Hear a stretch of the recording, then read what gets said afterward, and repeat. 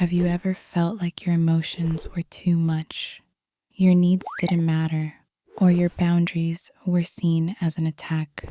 Maybe someone close to you convinced you that you were the problem.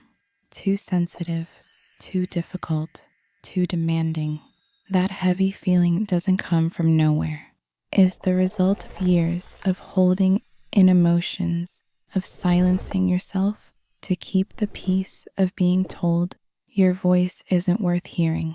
This video will reveal 7 powerful signs that you've been suppressing your emotions for too long.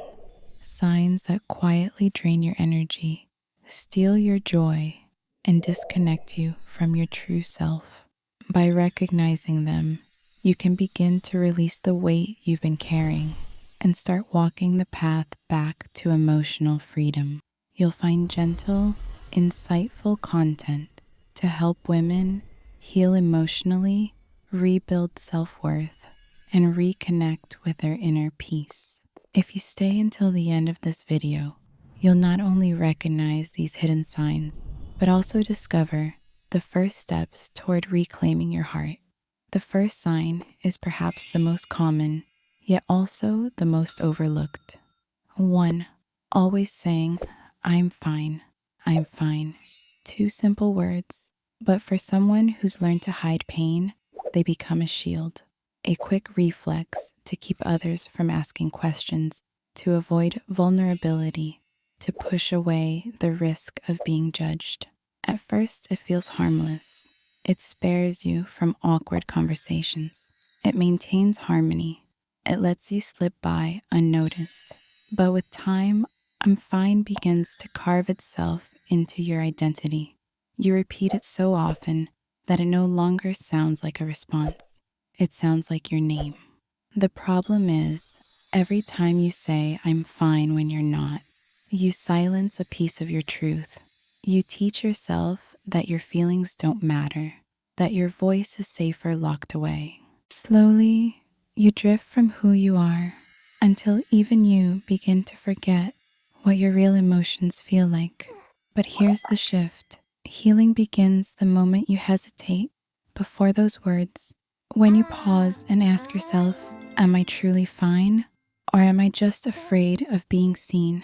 That single question cracks the mask. It allows one small breath of honesty to escape.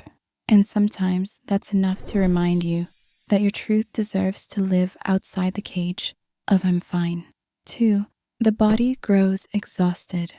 When emotions are locked away, the body becomes the keeper of what the heart refuses to express. Sleepless nights creep in, headaches appear without explanation, and fatigue clings to you, even on days when you've done almost nothing. This exhaustion isn't laziness. It isn't weakness. It's the body whispering, "I am carrying too much for you. Please let me rest." Each ache, each restless night is a reminder that your silence has a weight, and your body is the one bearing it. The danger is that you may start to normalize it, convincing yourself that feeling drained is just who you are now. But that isn't the truth. Your body isn't broken. It's begging for release. And often the relief it needs doesn't come from another cup of coffee, but from giving your emotions permission to breathe. 3. Losing interest in what once brought joy. There was a time when music lifted your spirit, when a favorite book felt like home, when an afternoon walk filled you with calm.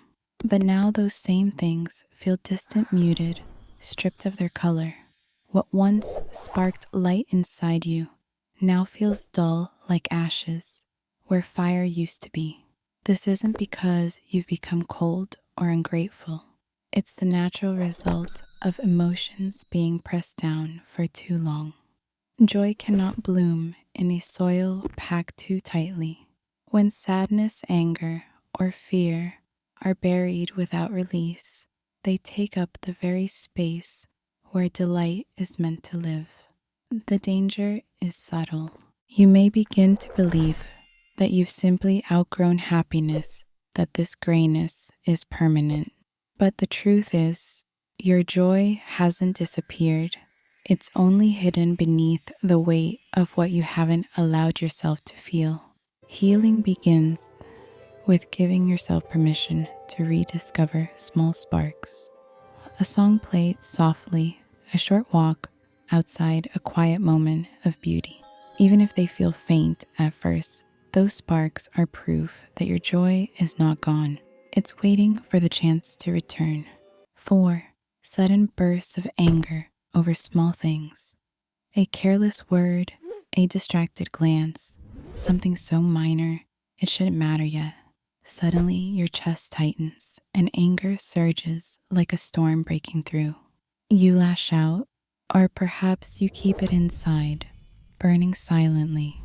Either way, the intensity feels bigger than the moment itself. This anger doesn't come from nowhere. It's the overflow of everything you've been holding back. Each time you swallowed, hurt instead of speaking it.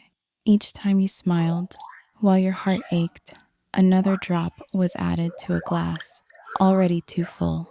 So when the smallest drop falls in today, the glass spills over. The danger lies in misunderstanding yourself.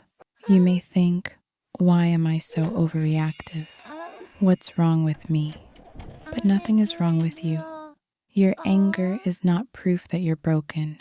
It's proof that you've carried too much in silence. The path forward isn't about erasing anger. It's about learning to notice it before it explodes. When you feel that heat rising, pause. Ask yourself what wound lies underneath. Often beneath the anger is sadness, longing, or the need to finally be heard. And giving voice to those hidden feelings can empty the glass before it overflows again. 5. Withdrawing and avoiding real connection. Little by little, you stop reaching out. You tell yourself you're just tired or that you prefer being alone. But underneath, it's fear that keeps you silent. Fear of being misunderstood. Fear of being judged. Fear that if you show what you really feel, people will turn away. So you build walls. You nod. You smile. You keep conversations light and safe. On the outside, it looks like you're fine. But inside, loneliness grows. Isolation becomes a quiet prison or one you've locked yourself into without even realizing it. The tragedy is that this silence doesn't protect you. It only deepens the distance between you and the people who might truly care.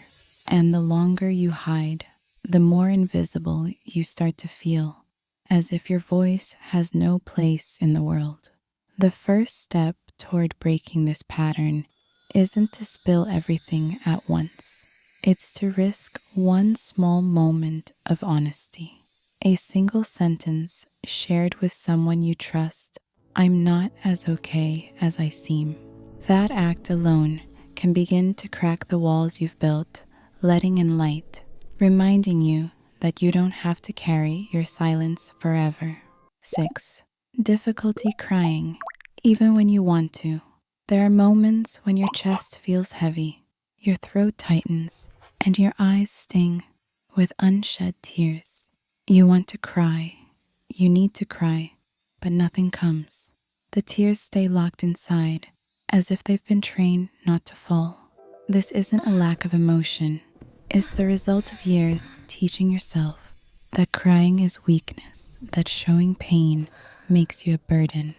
So you built an inner dam, holding back every drop, believing it kept you strong.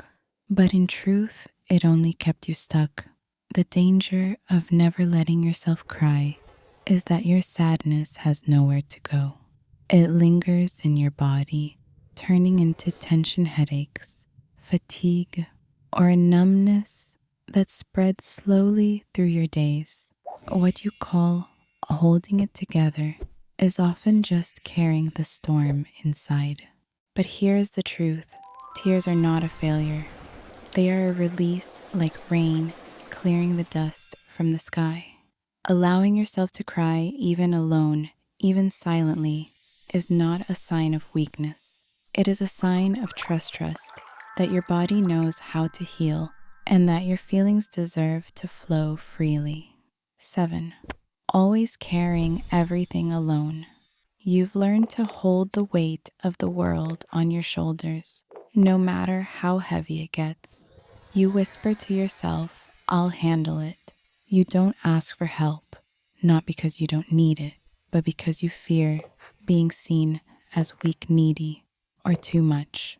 So you carry it all in silence. At first, this seems noble. People may even admire your strength, your independence.